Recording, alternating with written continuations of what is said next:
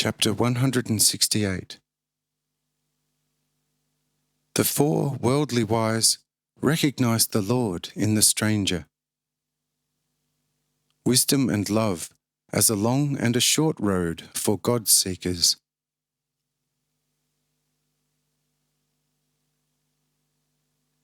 After this speech by Abba, the four began to be taken aback mightily, and every one of them thought to himself, "It is truly peculiar with this man. Who and what is he, and where must he have come from? Truly, the man speaks as though he were Jehovah himself."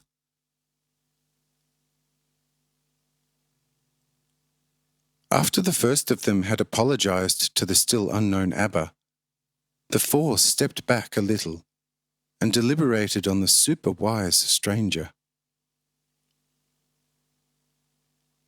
The first at once asked the other three, saying, "Brothers, like I, also you have heard this man's speech, and surely understood it just as I did. What do you think of him? Who is he? Who can he be?"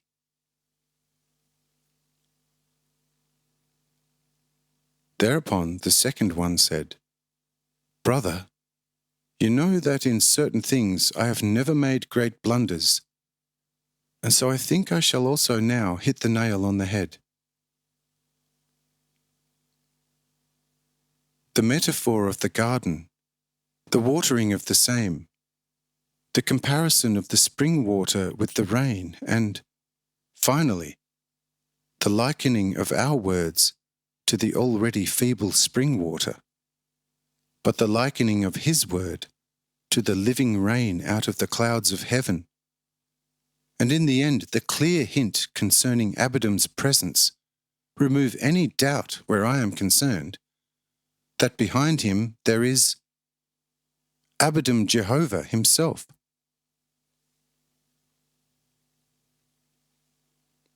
Look, brothers, this is my opinion, which intrudes upon me inescapably, yet at the same time fills my whole being with such bliss as I have never before experienced.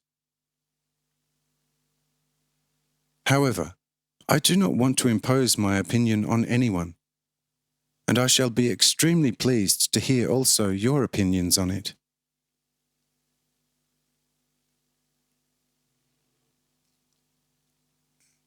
Said the third one promptly, "Brothers, it seems to me, at least, that the brother is not exactly wrong. I do not want to add a wholehearted yes. However, if you are unanimous on the point, I shall certainly not say no. That this man must be more than an ordinary man shines most clearly from his every word. Yet, whether he is directly Abidom Jehovah himself, or only his spirit speaks through him, the stranger, this remains to be determined. However, if it depended only on me, I would rather stand for directness than for indirectness, without thereby prejudicing anyone's opinion." And the fourth opened his mouth and said, "Brother, I think I too shall commit no great blunder by totally agreeing with you. Now only our reason should be allowed to speak, and it will soon become apparent where the majority of votes will go."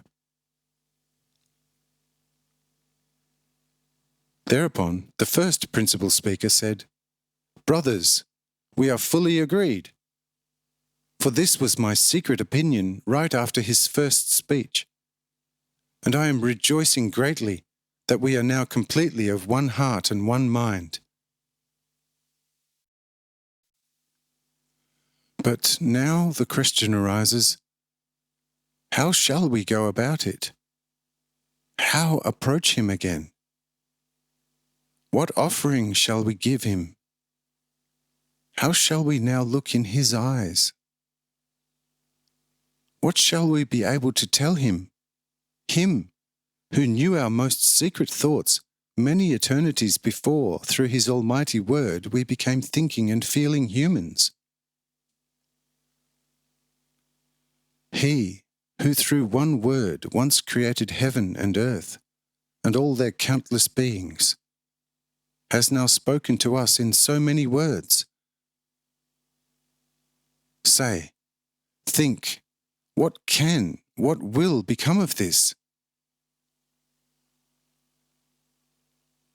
Here suddenly Abba stepped among them and said, "Children, friends and brothers, my heart takes great pleasure in you, for you have truly found me as befits a free man. But your road to me, your eternal, Holy Father, was laborious. For wisdom takes short and difficult steps, whereas love blurts out, so to speak. However, having thus found me, rejoice exceedingly, for I, God the Almighty, as your most loving Father, am now visibly among you. So come to my heart, all of you, and feel that I am truly your eternal, holy, most loving Father. Do come, do come. Amen.